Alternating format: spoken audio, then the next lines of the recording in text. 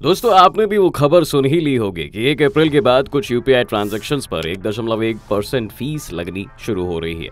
इस अनाउंसमेंट के ऊपर कई सारे अलग अलग रिएक्शंस हमें देखने को मिले हैं। जहां किसी को ये पूरा फीस स्ट्रक्चर ही कॉम्प्लिकेटेड लगता है, तो दूसरी तरफ कुछ लोग इसे यूपीआई का अंत भी बता रहे हैं। पर असल बात क्या है, किसके ऊपर लगने वाली है ये फीस, इससे आपकी जिंदगी में क्या असर होगा और सरकार ने ये फैसला क्यों लिया, ये सभी जानने की कोशिश करेंगे आज हम इस वीडियो में।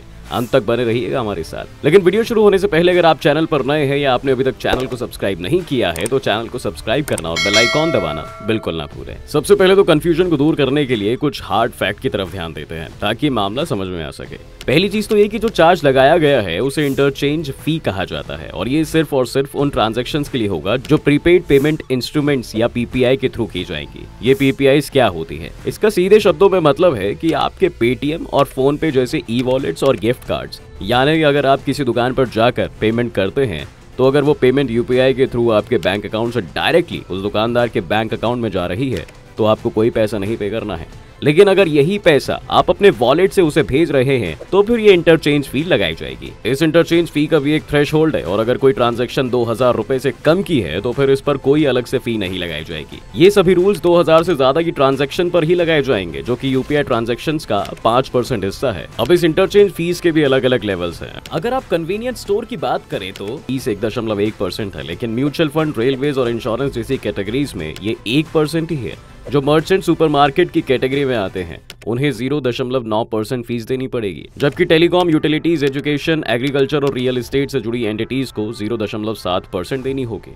अब सबसे जरूरी बात ये जानना है कि आखिर ये पैसा किसे देना है और कौन देगा। दोस्तों, ये पैसा वो मर्चेंट्स यानी दुकानदार या बिजनेसेस देंगे जिनके पास पेमेंट आएगी। यानी अगर आप एक साधारण नागरिक हैं और किसी दुकान से सामान खरीद कर लाते हैं तो आप चाहे जिस भी मेथड से पे करें, आपको उतने ही पैसा देना है, लेकिन दुकानदार को फिर उस पैसे का कुछ हिस्सा बैंक को देना होगा। ये वैसा ही है जैसे कि कार्ड्स के साथ होता है। जब भी आप कोई पेमेंट अपने कार्ड से करते हैं तो आप अपने बैंक को और वीजा जैसी कंपनियों को 1 से 3% के बीच कमीशन देते हैं। यानी आपने अगर किसी को 10,000 रुपए दिए हैं तो उसमें से 100 से 300 रुपए तो ये दोनों पार्टीज ले जाएंगी और रिसीवर को 9,700 रुपए मिलेंगे। इसे एमडीआर या मर्चेंट डिस्काउंट रेट भी कहते हैं। इसके अलावा जो पेमेंट गेटवे आप इस्तेमाल कर रहे हैं जैसे रेजर पे, वो भी 0.5% का कमीशन चार्ज करता है। यानी अब 50 रुपए इसमें से और कम हो गए। लेकिन इन सभी कारणों से बहुत से मर्चेंट्स अपने यहाँ पर कार्ड स्वाइपिंग मशीन्स नहीं रखते थे और चाहते थे कि लोग कैश में ही पेमेंट करें। कभी कभी हमने ये भी देखा है कि ये एक्स्ट्रा चार्ज वो अपनी जेब से नहीं भरते, बल्कि कस्टमर को ही कार्ड से पे करने के लिए एक्स्ट्रा चार्ज करते हैं। वहीं दूसरी तरफ लोगों को ये भी डर है कि कहीं यूपीआई के साथ भी ऐसा ना हो जाए कि लोग अब फिर से कैश में पे करना शुरू कर दें। लेकिन अभी ऐसा होता नहीं दिखाई देता है, जिसके बहुत सारे कारण हैं। सबसे बड़ा कारण तो ये है कि एनपीसीआई यानी National Payments Corporation of India, जिसने यूपीआई को डिजाइन किया है, उनका कहना है कि भारत में 99.9% UPI transaction bank to bank ही होते हैं, जिन पर किसी भी तरह का कोई शुल्क नहीं लगने वाला है। अब रही बात वॉलेट पेमेंट्स की, तो उनमें भी ज्यादातर लोग 2000 से कम की ही ट्रांजैक्शन करते हैं। यानी एक बहुत ही छोटे वर्ग पर इसका असर हमें देखने को मिलने वाला है। अगर आप परसेंटेज को ब्रेक डाउन करके भी देखें तो 2000 रुपए का 1.1% 22 रुपए होता है, जो कि बहुत ज्यादा बड़ा अमाउंट है नहीं, इसलिए ये उतनी बड़ी परेशानी का सबब भी नहीं बनेगा। एनपीसीआई का दोस्तों ये भी कहना है कि वो इस नए रेगुलेशन को लाए ही इसलिए है कि जो पेमेंट प्लेटफॉर्म्स जैसे पेटीएम और फोन पे लॉस में चल रहे थे, वो भी इससे कुछ पैसा कमा सके और अपने लॉसेस को कवर कर पाए। वरना अभी तक जनता तो फ्री में ही सर्विस यूज कर रही थी, लेकिन इन कंपनीज को अपनी जेब से पेमेंट करनी पड़ती थी। इन सभी चार्जेस के अलावा एक और चार्ज भी कस्टमर पर लगाया गया है और वो तब लगेगा जब कोई कस्टमर अपने बैंक अकाउंट से वॉलेट में पैसे ट्रांसफर करेगा। अगर ये अमाउंट 2000 रुपए से ऊपर का है तो उसमें उन्हें 0.15% चार्ज देना होगा, लेकिन ये चार्ज कंपनीज कस्टमर से ही वसूलेगी या खुद पे करेगी, ये देखना दिलचस्प होगा। क्योंकि अगर कस्टमर्स को वॉलेट में पैसा रखने के लिए पैसा देना पड़ रहा है तो फिर ये मुमकिन है कि लोग वॉलेट्स को यूज करना ही बंद कर दें। ये एक बहुत बड़ा खतरा है जो फिनटेक इंडस्ट्री पर मंडरा रहा है, क्योंकि वॉलेट्स ही उनकी कमाई का जरिया है। इस उदाहरण से समझते हैं दोस्तों, जब आप अपना पैसा अपने बैंक अकाउंट में रखते हैं तो आपका बैंक उसे लोन के रूप में कस्टमर्स को देता है और पैसा कमाता है। अगर आप पेमेंट यूपीआई के थ्रू पैसा कहीं भेज रहे हैं तो उससे पेटीएम पैसा नहीं कमाता है और ना ही इससे पहले ये पैसा पेटीएम का था, ये तो आपके बैंक का था। और जो अब दूसरे बैंक में चला गया है। लेकिन अगर आपका ये पैसा आपके पेटीएम वॉलेट के अंदर रखा होता है तो ये पैसा पेटीएम के पास होता है और पेटीएम इसके जरिए लोन देकर पैसा कमाता था। यानी कि पेमेंट एप्स के लिए ये बहुत जरूरी है कि लोग उन्हीं के वॉलेट्स यूज करते रहें, जिस वजह से वॉलेट यूज करने पर कई सारे ऑफर्स भी दिए जाते हैं। ये भी एक वजह है कि शायद बैंक से वॉलेट में जो पैसे आप खुद डालते हैं उस पर कोई कंपनी चार्ज ना लगाए, बल्कि खुद ही अपनी तरफ से उन्हें क्लियर कर दे।